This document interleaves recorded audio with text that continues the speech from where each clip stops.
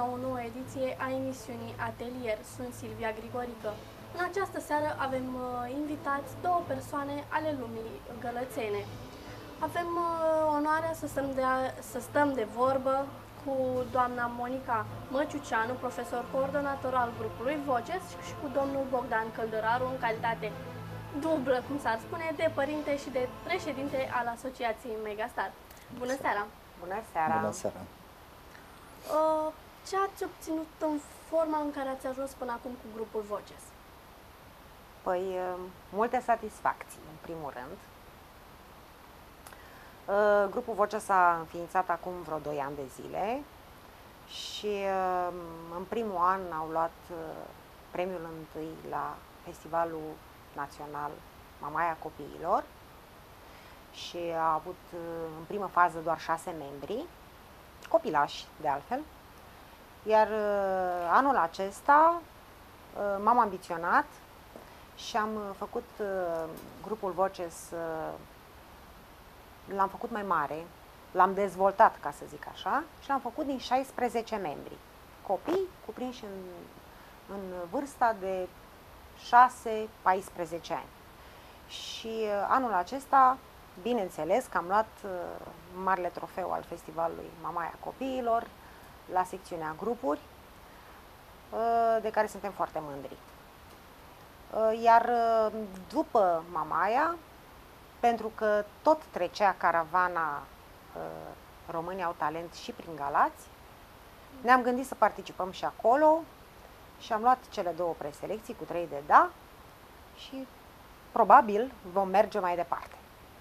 Mult succes în continuare! Mulțumesc frumos! Ce înseamnă să conduci un grup de copii?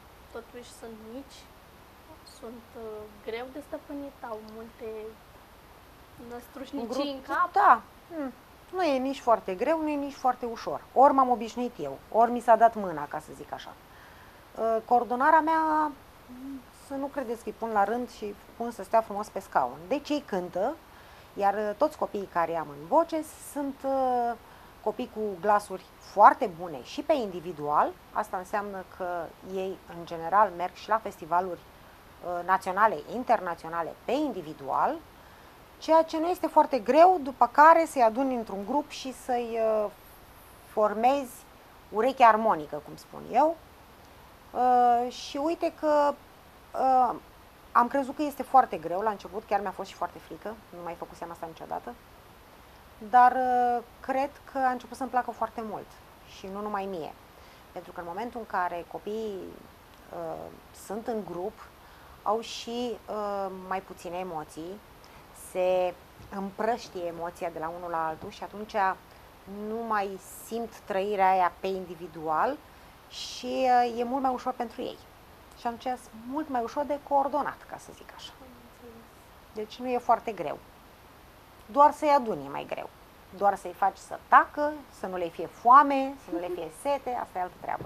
Dar în principiu nu e foarte greu. Se lucrează frumos cu copiii, se lucrează ușor, ori am găsit eu calea să ajung la sufletul lor repede, dar din punctul ăsta de vedere este ok. Nu lucrăm foarte greu. Ce înseamnă pentru un copil să facă parte dintr-un asemenea grup la o vârstă atât de fragedă? Păi, întâi a trebuit să definim vârsta fragedă, da? Și, într-adevăr, întâmplător, Rareș, băiatul meu, este cel mai mic membru al grupului. E cel mai fraged. E cel mai fraged, da? E un joc pentru el. Cel puțin asta e percepția mea și cred că asta este și percepția lui. E un joc în care își asumă responsabilități, își asumă rolurile. Cred eu că reușește să le facă câteodată. Da? Îi place foarte mult, se simte foarte bine împreună cu ceilalți copii, chiar dacă sunt mai mari. Și e unul din avantajele acestui grup, faptul că adună copii de vârste diferite, cu aspirații și preocupări diferite și reușesc să construiască împreună sau să contribuie la actul de cultură și reușesc să construiască actul de cultură. Da? Și încet, încet, cărămidă cu cărămidă, îl montează de la început până la sfârșit. Și rezultatul este cu adevărat uimitor. S-a schimbat el de când a intrat în grupul Voces?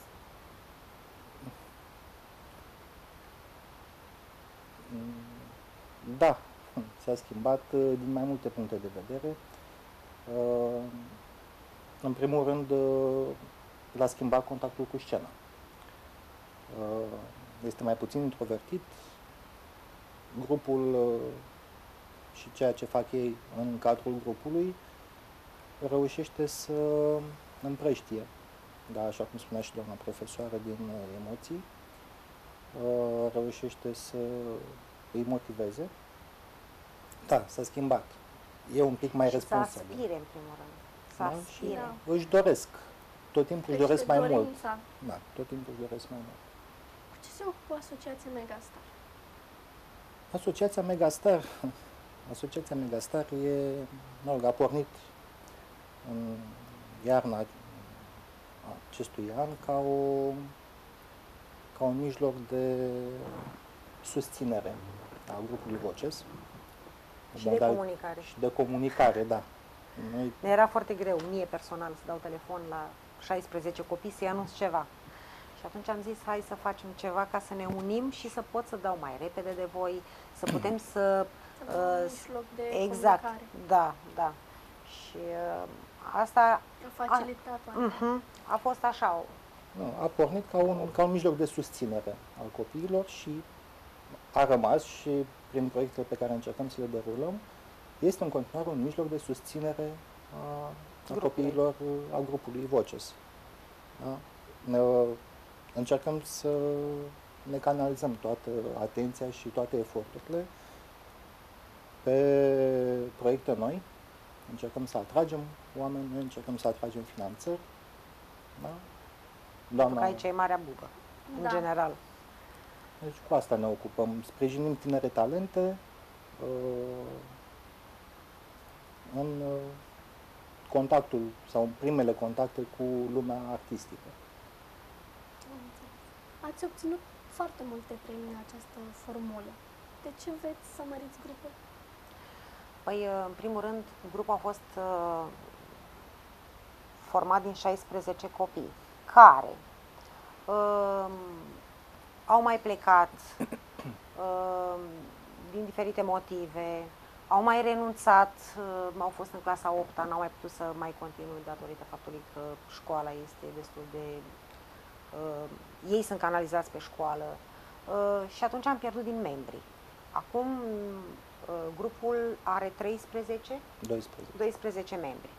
Asta înseamnă și pentru proiectele viitoare, care sunt inedite, nemai văzute, nemai întâlnite, avem nevoie de mulți copii. Și ne-am gândit că e momentul să atacăm. Să atacăm orașul ăsta, care eu sunt convinsă că are o groază de copii, talentați, curajoși, potenți de grupul Voces, care nu-i de aici de acolo. Este un grup pe baze foarte temeinice,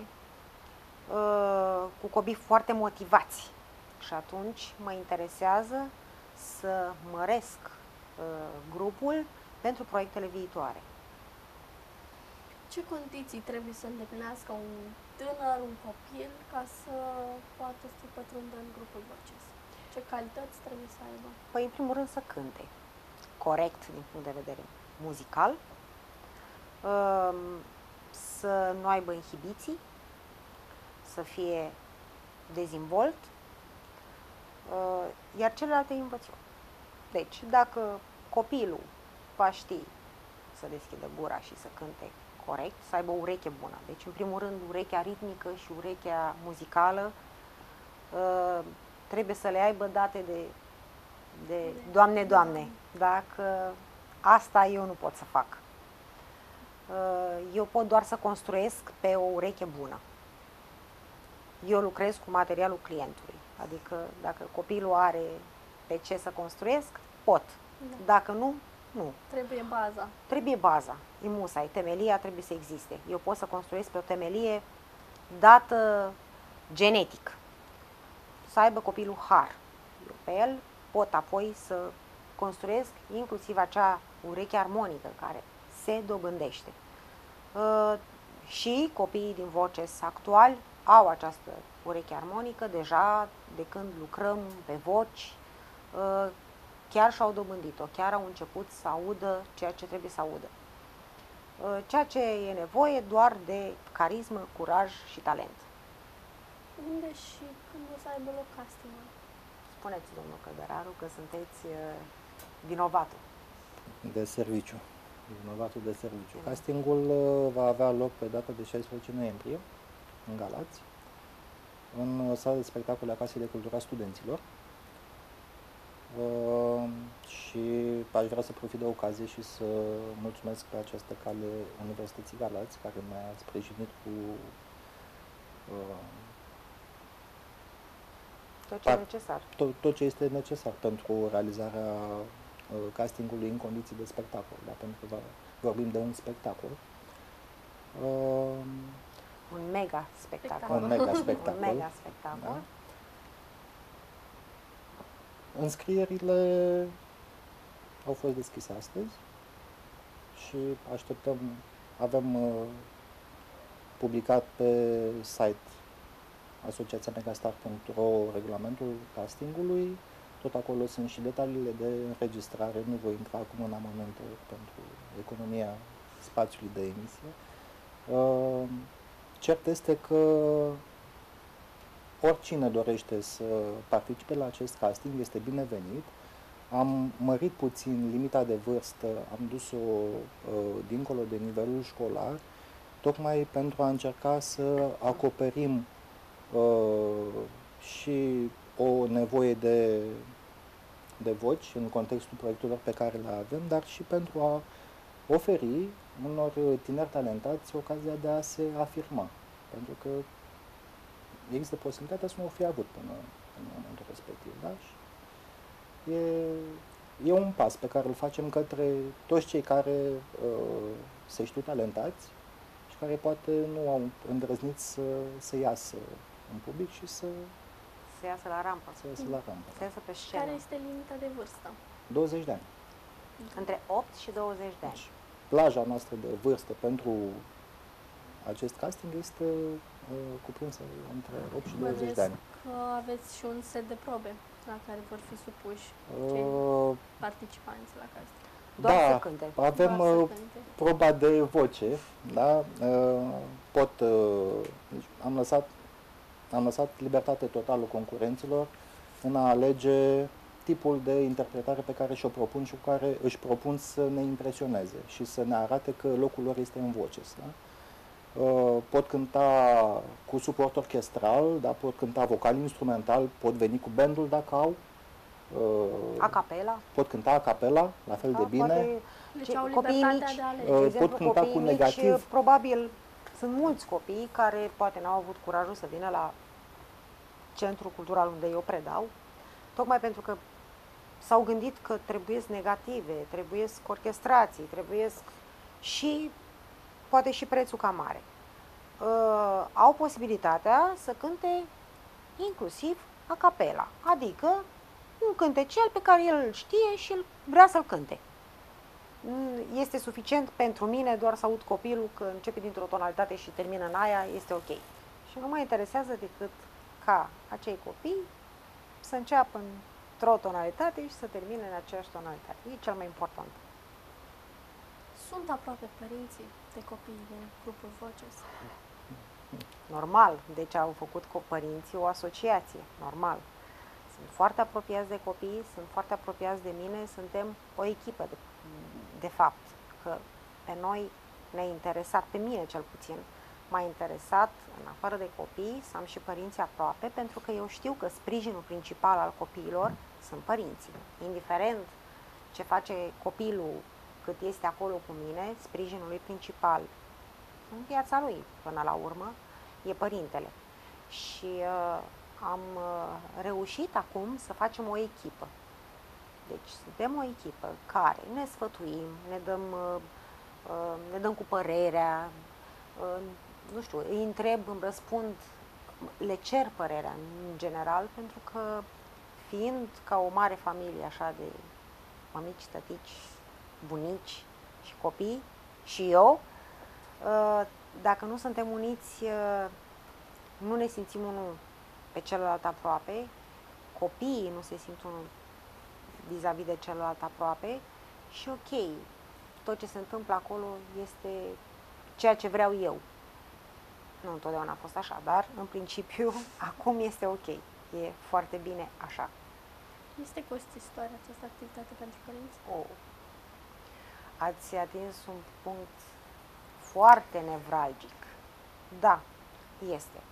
Pentru că grupul Voces nu este un cor, da? Unde copilul stă frumos îmbrăcat în față și doamna este în fața lor și dirigează. Nu. Ei au povești. Tot ceea ce se întâmplă pe scenă sunt povești. La Mama Aia am avut povești, o poveste cu un mesaj. Asta a însemnat foarte multă coreografie, foarte multe costumații, machiaj. Echipa noastră nu e formată numai din mine și părinți.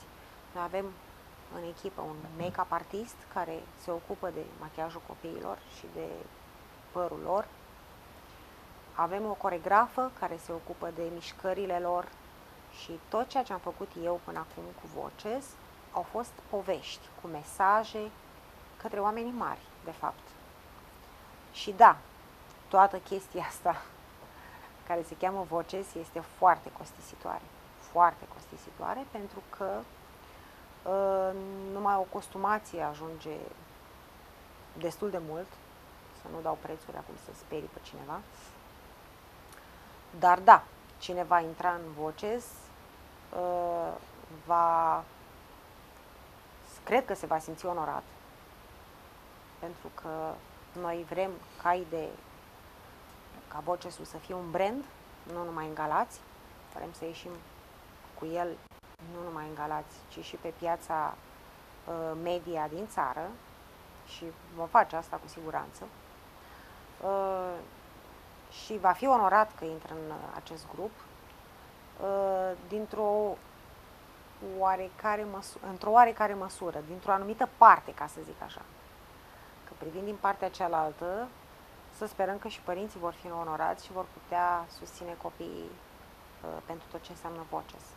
Voces nu este numai o întâlnire cu copiii, dans și muzică, ci înseamnă și mult suflet, multă pasiune, dar și din punct de vedere financiar nu e deloc ușor, ba din contră. Voces este destul de costisitor, este destul de scump. Voces este un grup de lux, ca să zic așa. Ce părere aveți? Este pentru copii un hobby? Momentan, da.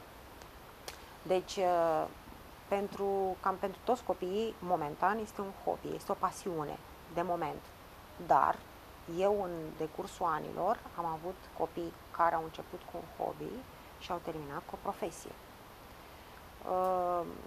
Și au înaintat în vârstă, da, deci 12, 13, 15, 16 și au ieșit încet, încet la Vocea României, la facultăți de artă, la conservator în București, deci și-au făcut din asta o viitoare meserie.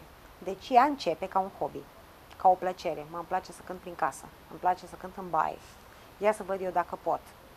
Dar la un moment dat scena, în general, scena face ca în momentul în care urci pe ea să te simți vrăjit și devii de foarte multe ori, nu pentru toată lumea, dar sunt majoritatea cazurilor, devii vrăjit, devii dependent de scenă. Și atunci, din hobby, se transformă, dintr-o pasiune de moment, de an, se transformă în meserie la un moment dat. Dumneavoastră, ce părere aveți? Este pentru copii, pentru Rareș, un hobby? Pentru Rareș e un lucru pe care îl face cu foarte mare plăcere. Uh, Cam toți copiii din Voces au o pasiune pentru muzică. Mulți dintre ei sunt elevi ai Liceului de Artă Dimitrie Cuclin, la diverse specializări. Unii sunt la vioară, unii sunt la pian, sunt la flaut, copii, da? Sunt copii foarte buni. Sunt copii care au performanțe inclusiv la școală, în specialitățile în care învață.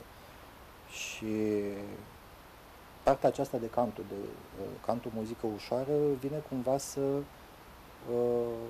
le îmbogățească activitatea și să le deschidă puțin orizontul către altceva decât muzica clasică, care sunt obișnuiți în fiecare zi la școală.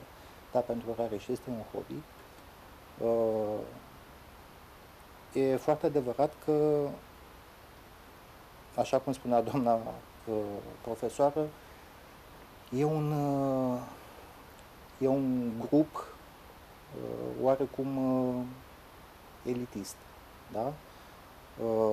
Necesită niște sacrificii de timp, în primul rând, de alocare de resurse altele decât timpul, resurse financiare.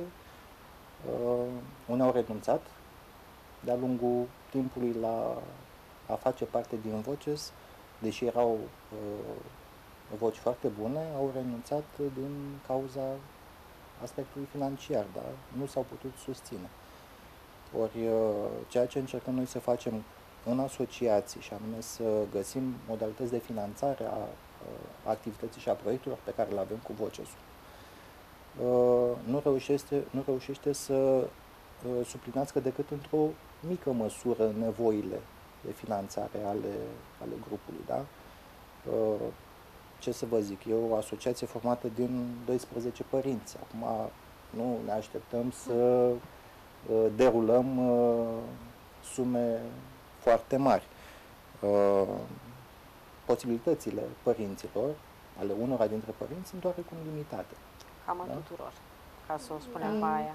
Deci nu cred că am Nu părinți, ne plângem, da? Nu Ca cred idee, că am da. părinți care îi dau afară banii din casă sau stau așa foarte bine din punct de vedere financiar. Că eu mai spun o vorbă, copiii trebuie să aibă două calități. Copilul foarte talentat și mama foarte potentă, din punct de vedere financiar. Asta așa este. În grupul Voces nu cred că sunt așa cele două calități închegate foarte bine. Dar noi vrem să ajungem la stadiu, după acest casting, să ne autofinanțăm. Și proiectul următor pentru Voces este, cum vă spuneam, unul chiar nemai văzut. Ce vrem noi să facem nu s-a mai făcut niciodată, nicăieri în lume. Vrem să facem o operă pop pentru copii. Asta înseamnă o operă de o oră și,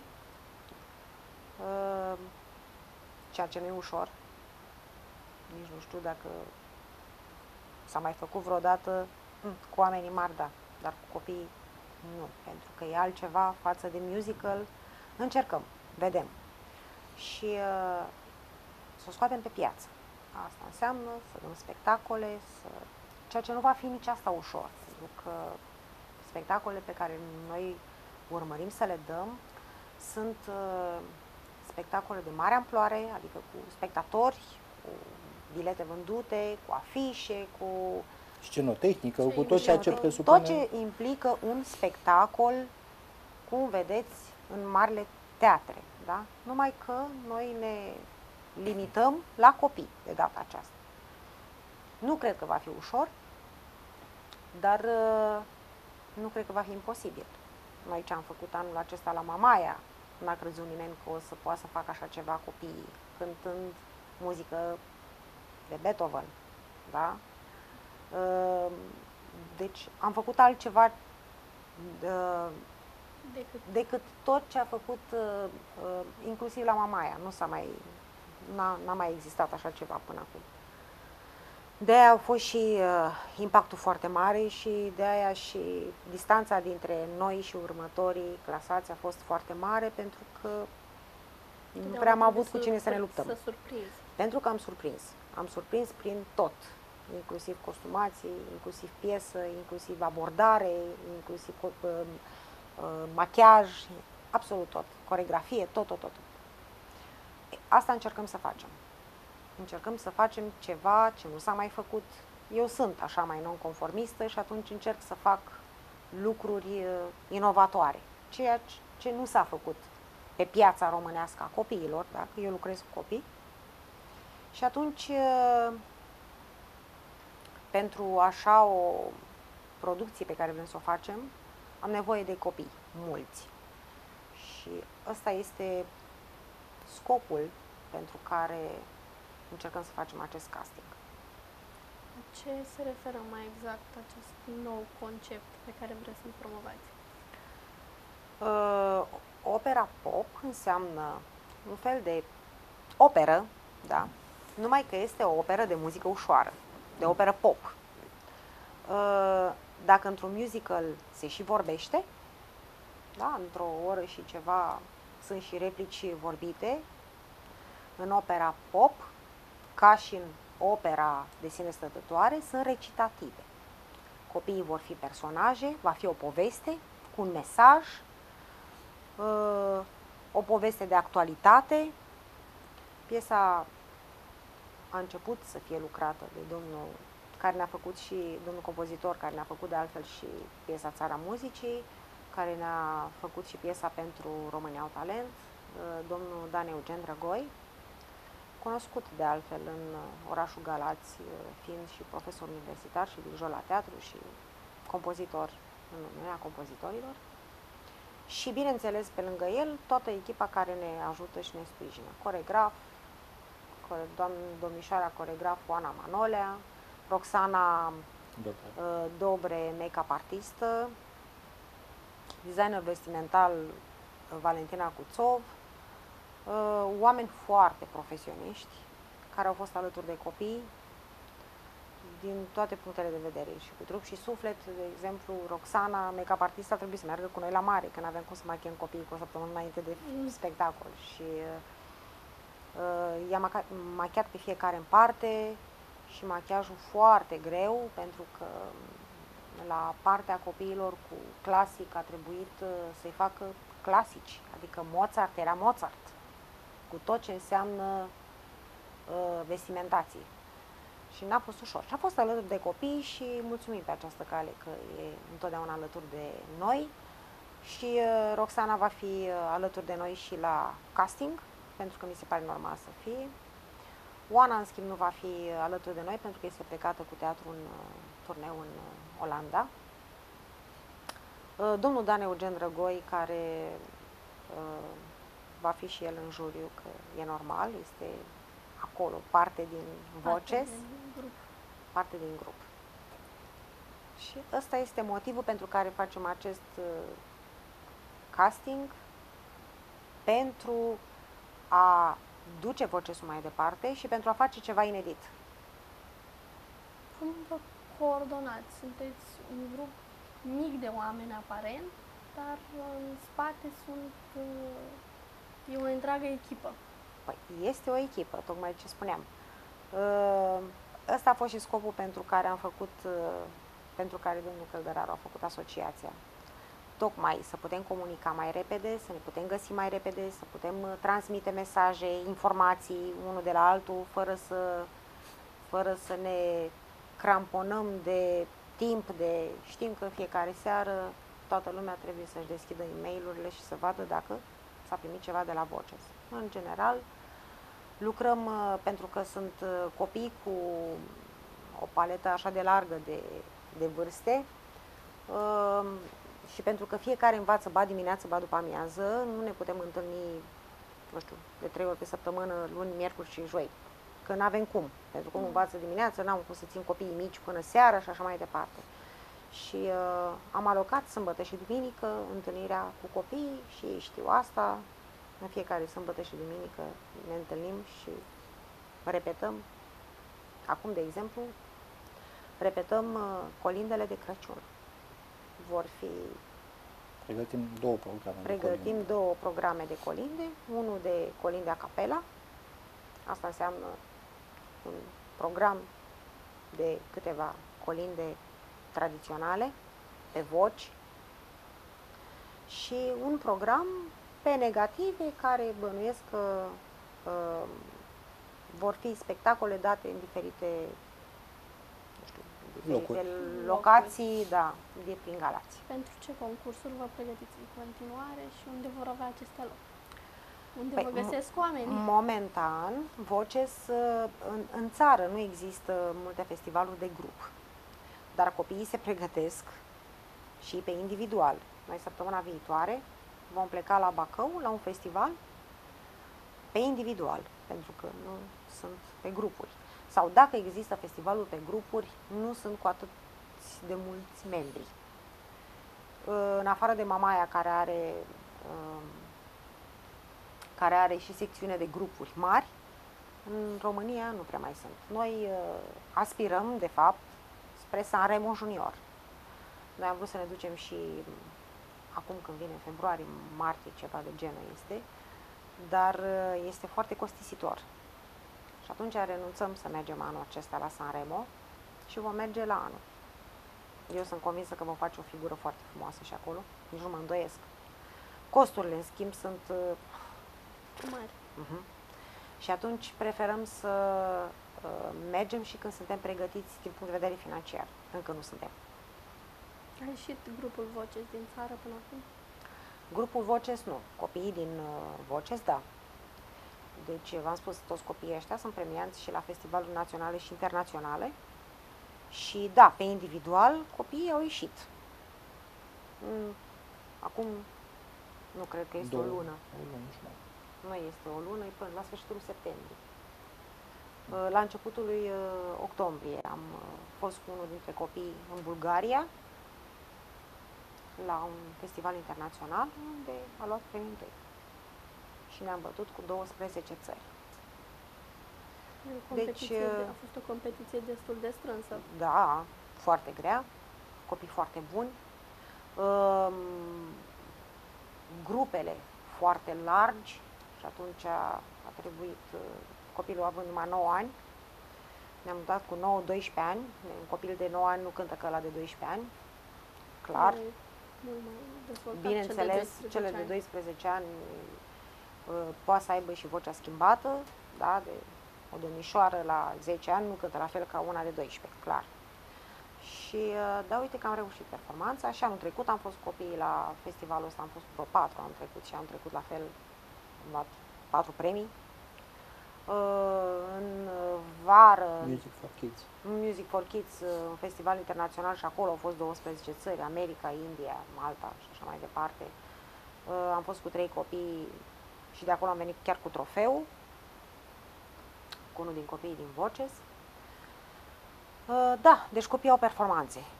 Au performanțe mari. Copiii ăștia nu au fost la niciun festival să nu vină cu premii mari. Nu știu dacă în ultimul an m-am întors cu vreun copil cu un premiu special, adică cu un premiu mic, o mențiune. Copiii ăștia au numai premii mari. Și asta implică altă cheltuială pentru părinte. Da? Pentru că orice festival are o taxă de participare, are o cazare, are o masă, are un transport pe care părintele îl plătește. Și atunci devine din ce în ce mai greu să fii și în Voces, să fii și colo, să te mai duci la internațional, copiii aspiră și pe individual, au prins gust, normal că vor și pe individual și atunci costurile sunt mari. Asta, pentru că dorința devine din ce în ce mai mare, da, decât satisfacția. Da, deci în general mă întorc cu ei și spun hai când mai mergem la alt festival. Și mama, tata își pune mâna în cap, vă leu. Pentru că sunt multe festivaluri, noi alegem acum, ne-am făcut mai cu nasul pe sus, așa, alegem festivalurile mai... sunteți selectivi. Suntem, bineînțeles, că nu mergem la orice festival, noi știm care jurul este obiectiv. Da, deci, da, selectăm festivalurile, nu mergem la orice festival, ne iese în cali. Sunt 400 de festivaluri într-un an, nu putem să mergem la toate. Dar la festivalurile importante, da. Credeți că toate performanțele astea obținute până acum îi motivează pe copii să-și aleagă o carieră în muzică?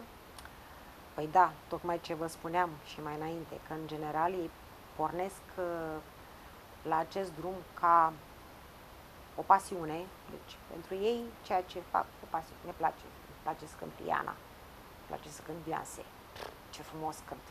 Bineînțeles, când ajung acolo, sunt foarte dezamăgiți că nu cântă nici Rihanna, nici Beyoncé, dar încep, bineînțeles, să prindă și gust. În momentul când ne-ai urcat pe scenă, emoția te face să te motiveze, mai ales dacă e emoție constructivă. Dacă mai pleci de acolo și cu un premiu, bineînțeles că motivația este ajunsă la maxim. Deci ei vor să cânte până mor. E clar că ei asta vor să facă, inclusiv Rareș. Rareș are, acum are 6 ani? 7. Da, tot 6 ani, îi spun de vreo 2 ani. Am plinit 7 în sfârșit. Dar eu aștept ca Rareș să crească. Rareș are o ureche impecabilă, foarte bine aude, dar este foarte mic. Este foarte năbădăios, este foarte obraznic, e băiat. Dar nu poți să le ai pe toate, da. Dar Rareș este copilul la care n-aș renunța niciodată, pentru că știu că va crește. E frumos, e deștept, e carismatic, e talentat. Deci are tot ce-i trebuie pentru ca, la un moment dat, să iasă pe scenă și să fie flăcăul la care vreau eu. Dar momentan îl aștept să crească, să-i crească dinții, care i-au căzut între timp înainte de a pleca la mamaia și avea o mare gaură neagră în gură. Aștept să crească și ca minte, că vorbesc cu el și el se uită în altă parte, da, nu este atent, dar perspective, da, sunt și place. Se vede că îi place, își dă interesul atunci când are el momentele alea de expansiune, așa, nu cred că de atenție. Nu sunt foarte multe, dar sunt. Câteva într-o repetiție sunt. Ceea ce e ok. Contează pentru Rareș muzica adevărată în ce a mai rămas din ea la momentul actual? Rareș a început să asculte muzică de la o vârstă mai fragedă decât fragedă decât asta, evident. L-a pasionat muzica clasică. Bine, a ajuns să cânte muzică ușoară pentru că trebuie să reflecte vremurile în care trăiește. Însă o foarte bună perioadă din primii ani de viață am fost foarte nedumerit că îi plăcea Mozart. După aia a trecut la Strauss, am observat că îi place foarte mult Andrei Rieu. Și am încercat să-l momesc cu pian, Da, copilul face vioară, deci nu. Da?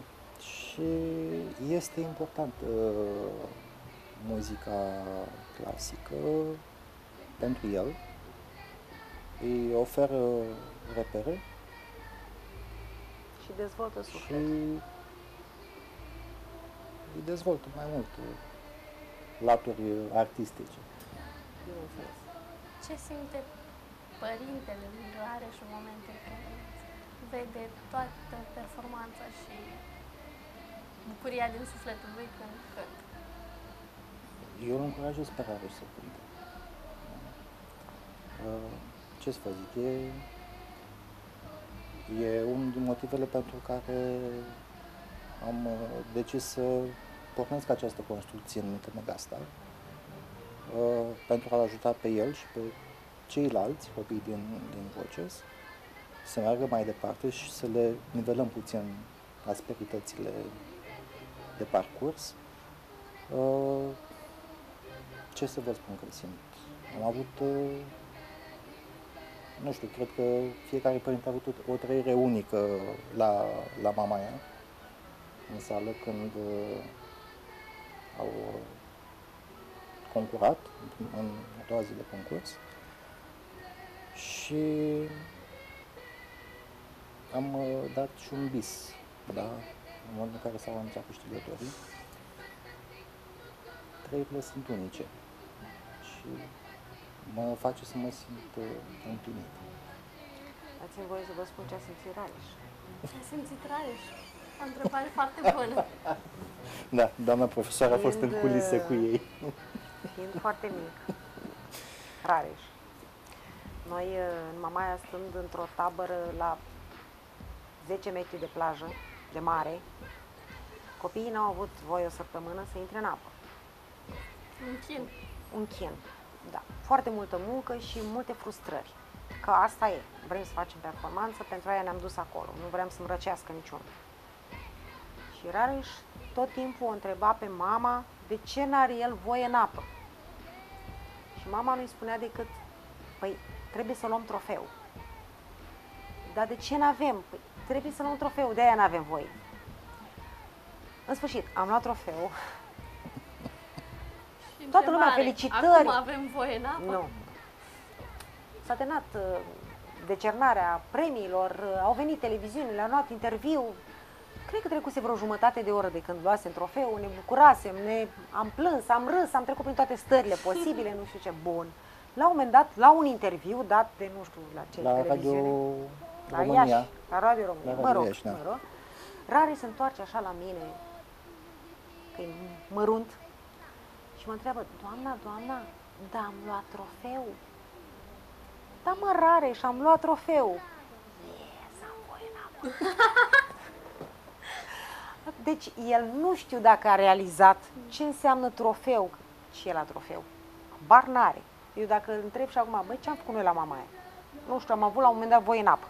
Deci, asta era cel mai important. Deci, el nu știu dacă a înțeles că a luat trofeu. Nu știu ce a înțeles. Până la urmă a înțeles. A înțeles? Până la urmă a înțeles. E, bun, mă bucur pentru Rareș că până la urmă a înțeles. Dar vreau să spun, cam asta a simțit Rareș. A și-a recidivat și la dorit. România au talent cu o Aoleu, scenă da, de genul ăsta. Da? Când au primit 3 de da. S-au bucurat, evident, toți copiii, așa. S-a bucurat și Rareș, pentru că se bucurau cei din jurul lui, da. Evident, l-am întrebat când a ieșit, zic, bă, dar ai vreo problemă? Adică nu te bucuri și tu că ați mers mai departe? Că, uite, și Andra și Mihai Petre, da, au stat de vorbă cu voi, v-au povestit niște lucruri acolo, v-au încurajat, le-a spus ce le-a plăcut, în fine. Și v-au dat și răspunsurile și, na, eu, dacă aș fi fost în locul tău, aș fi fost foarte fericit. Și Rareș mi-a servit un răspuns autentic, patentat. Și mi-a spus că el nu se bagă în discuțiile oamenilor mari și când a fost acolo, s-a discutat acolo. Deci... Oricum se plictisise îngrozitor. Tata mi l-a lăsat mie și am stat cam vreo... Și la prima preselecție am stat mult tare, nu știu, o zi întreagă. Am chemat copiii la 10 și am intrat la 6, ceva de genul. Bineînțeles că un copil mic să plictisești și să stea într-un loc. Aici, da, 6-10 ori. Cum să-l ții? Și tot timpul era, dar nu intrăm, dar cântăm odată, dar hai să intrăm odată că eu m-am plictisit, dar mai facem ceva, dar hai. Am cântat, bine că am scăpat, dezbrac-mă, du-mă de aici. Același lucru și la România au talent. Am stat în anticamere și alte anticamere și la următoarea preselecție cu cei 3 de da, aia care a fost televizată. Se plictisise îngrozitor. Deci nu mai știam cum să-l conving să stea într-un loc, să-l le ciupea pe fete, le mângâia, le pupa, este un pupăcios. Deci este un iubăreț și un pupăcios. Rareș, din punctul ăsta de vedere, mi-e frică să crească. Ce să vă urez mult succes în continuare cu grupul Voces. Mulțumim, noi îi așteptăm pe Deci așteptăm toți copiii și tinerii din Galați la casting, pentru că este momentul lor, este momentul în care pot arăta că pot să cânte și în altă parte decât în baie. Asta e ideea. Și în fața prietenilor. Pot veni cu prietenii, să-i susțină în sală, e foarte important. Da? Cred că Galațiul poate oferi și că are o bază de talente și că poate oferi Vocesului gura de aer și împrospătarea de care are nevoie în momentul ăsta pentru continuarea proiectelor deja începute. Și mai cred că e un demers și o experiență unică, interesantă, pe care e păcat să o rateze. Da? Deci veniți cu încredere și o să vedeți că spectacolul este al vostru. Vă mulțumesc foarte mult pentru participare, Mulțumim vă urez pentru succes invitație. în continuare Și vă așteptăm, bineînțeles, la casting. să luați interviul la toți copilașii care, eu sunt convinsă și nu sunt convinsă, sunt foarte convinsă, pentru că, în general, Galațiu a dat multe talente pe piața, și nu numai muzicală, dar pe piața muzicală a dat multe talente. Cred că partea asta a Moldovei are ceva aparte, partea asta a Moldovei e presărată cu voci foarte bune. Și Galațiu cred că are ce oferi. Promite mult. Promite mult. Eu am întâlnit copii uimitori în Galați. Eu sunt convinsă că ei sunt acolo și e păcat să nu beneficieze de această oportunitate care oferă Vocesul. Nu le va pare rău în mod cert. Satisfacțiile, cred că se merită și sacrificiile mari, pentru că satisfacțiile sunt nebănuite. Nebănuite. O să se convingă oricare dintre părinții din Voces poate să spună că a meritat fiecare sacrificiu făcut de ei pentru copiii lor, pentru acele momente care sunt unice. Unice și în viața părintelui, unice și în viața copilului.